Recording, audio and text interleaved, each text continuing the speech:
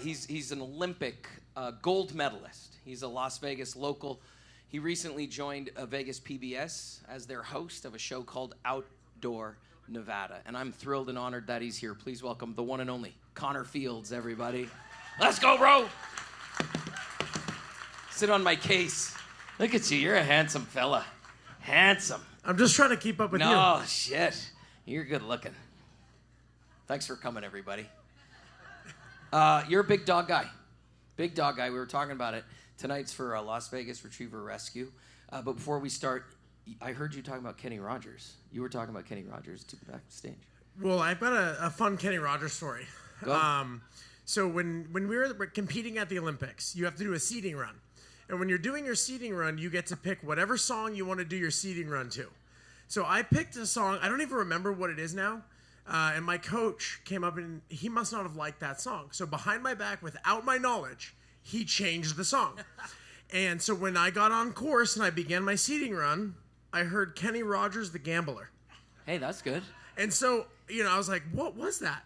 He explained what happened. And then after I won, when I walked off the Olympic podium, they played Kenny Rogers, The Gambler. So when I hear that song, that's when I get back to that moment. Bro, you're Vegas born. That's a great song for Vegas. That's a good story. Listen, talk to me about dogs and why they're so important in your life, because you got a few too, huh? Yeah, I love dogs. And when I heard that was tonight's charity, I got extra excited. Okay. I'm sorry, you're not the number one draw. The dogs are the number one draw. We know this. We know this. I actually just rescued a dog a couple of weeks ago. What kind of dog? She's half German Shepherd, half Australian Shepherd. Her name is Mocha. Nice. And she is actually a friend of mine's dog, and then they were about to have their third child, and they're like, we can't do this anymore. And they asked me if I would adopt her, and I said, heck yeah, she's awesome. She already comes pre-trained. I don't have to do that part of it. So we adopted her, my lady and I, and now I've got a dog, Mocha. Listen, I love that. All right, let's dive in. The Olympics. Talk to us about the journey, the why behind it, because, listen, this is very special for us to have an Olympic gold medalist with us in the room. How did it start for you, and when did you wake up and say, you know what, I'm going to train and go to the Olympics? Because it is a journey. You can't just say, I'm going to the Olympics next year. You have to train and plan. Yeah, so I started racing BMX right here in Las Vegas when I was 7, 1999. And when I was a kid and I started racing BMX, BMX was not in the Olympics. So that was never even a dream. I just did it because I loved it. And then they announced that BMX would be the first action sport added into the Summer Olympic Games in 2008. So I was 15. I watched the Olympics on TV, and I said, this is the coolest thing I've ever seen. I want to do this. So I actually wrote on the wall at my parents' house with Sharpie that one day I would win the Olympics. I got grounded for a few weeks, naturally. But my parents, they said he's not out getting into trouble. He just works out every day. We're going to support this. So they let me keep it on the wall. And from that day forward, I was 100% all in for the next 15 years to the dream of going to the Olympics, and I made that come true 3 times. Right? Yeah, congratulations. What is it about Las Vegas and BMX? We had TJ Lavin sitting right here last year with us, and I know you guys are good buddies. TJ's a great friend of mine. What is it about Vegas and BMX? Because truthfully, when I was a kid and I thought of BMX, I thought of E.T. You have no idea how many times I've heard that. Yeah, well, that's my BMX journey. Yeah. I just wanted the bike with the basket. No, I actually rode at TJ's house when I was like 10 or 11 years old. He was pro at the time, and I was just a little annoying kid begging to come ride at his house, and he let me ride at his house, and here we are all those years later. Him and I are buddies. So I'll give you the factual answer, and then I'll give you the guess. So the factual answer is it rains here like 10 days a year. So we can ride year-round. You're from Canada. The Canadians can't ride year-round. So we get so much more time on the bike. We never have to take a break. So I think that is a major reason why BMX is so good. That, and then the community builds success when there's more people to ride with, and it becomes more ingrained in the culture. And then the other one is, being from Vegas, the glitz, the glam, you're not afraid to take a risk to go big, and you have to be willing to take the risk to go big. Well, listen, congratulations on all the success, man. You're truly a one of one, and Vegas is lucky to have you.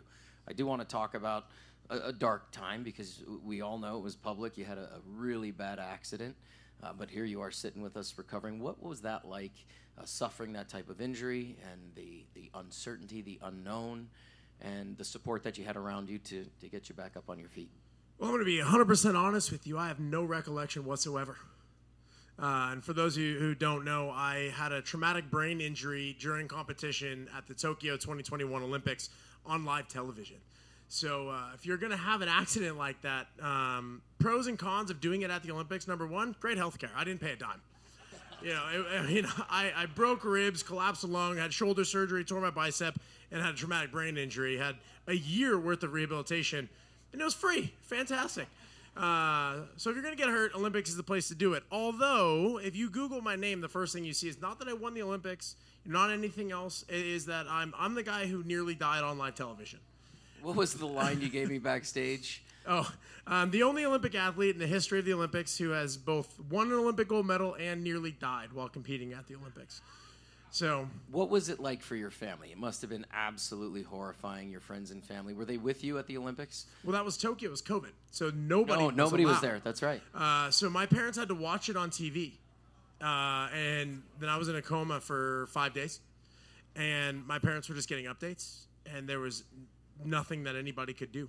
And so when I woke up in a hospital in Japan, I was by myself. Nobody spoke English. And I had my phone next to me. And so I had, 500 text messages from everybody I'd ever met.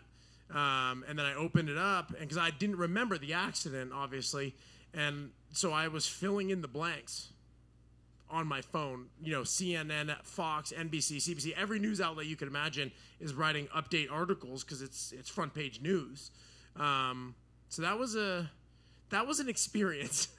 Dude, well, listen, we are lucky that you're still sitting here with us, man, and thank you for battling through all of that, and I'm sure you had a wonderful circle behind you. I want to talk about the next chapter because we're now seeing your face all over the place. You're hosting events all over the city, all over the country.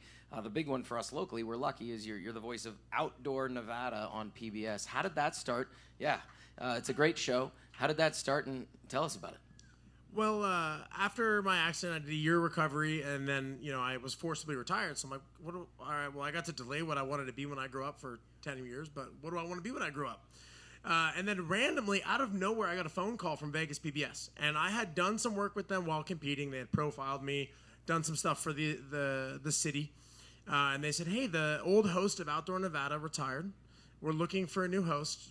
We were looking for somebody young, active, likes the outdoors, from Nevada, and isn't afraid to get their hands dirty. I said, well, I'm the guy. So I auditioned, and I got the gig. And so we've now filmed 26 episodes of Outdoor Nevada. We go all around the state. We highlight all sorts of things from animals, state parks, there's the national park. We do history, ghost towns, all sorts of amazing stuff. And I've learned more about Nevada in the last year and a half, 2 years, than I did for the 29 years before that growing up here. Listen, anybody in the room watch it? Has anybody seen it? Yeah, good. It's on YouTube. She said, you I don't will. need to check it on PBS. All the episodes are on YouTube. So listen, Monday's Dark obviously is all about giving back. Monday's Dark partners with a different local nonprofit every other Monday. $10,000 going out the door. You're going to give me $10,000? Sure. Yeah. All right. Canadian dollars, about $88.50 US. Chuck us a loony or a toonie. That's right. That's right. The strip clubs in Canada, they tilt the stage so they can shove everything. Never mind. They make it hail. Yeah. What's we were talking about this backstage. You have a wonderful cause that you like to support, obviously, because it's so a big part of who you are in your DNA. Yeah, well, there's two, really. I had the distinct honor after I won the Olympics in 2016. I was invited to St. Jude, the hospital. And so I got to go and be there in person, interact with a few patients there. And it was just amazing to see what the work that they're doing. So they're always at the top of my list. But something that's near and dear to my heart is the USA BMX Foundation. They help get students, kids in schools, access to bicycles to learn how bicycles work and use bicycles as a form of STEM education, as well as help get bikes to kids in underprivileged areas and learn how to ride a bike. I love that. And that's, obviously special to me. I remember being a kid, and we would jump on the bike and ride down to 7-Eleven to get a Slurpee or things like that. And when you hear a kid say, this bike gives me the ability to go get groceries for my family, really it sinks in, and it's an amazing freedom for them when they can ride a bike. Well, listen, send me the link so that when we post a recap of this interview and we'll post it on social, we'll put a link to that organization so we can buy some bikes for some deserving kids. Anything else you want to tell these guys before we get you out of here? TED Talks. TEDx. Oh, yeah. They announced today they're doing the first ever TEDx Las Vegas in April 5th. And I'm one of the speakers at the inaugural event, which will be fun. It's going to be awesome. Yep. Listen, man, it is such a privilege to have been able to spend a few minutes with you. Your story is absolutely incredible. We could have talked for another hour or two if we could.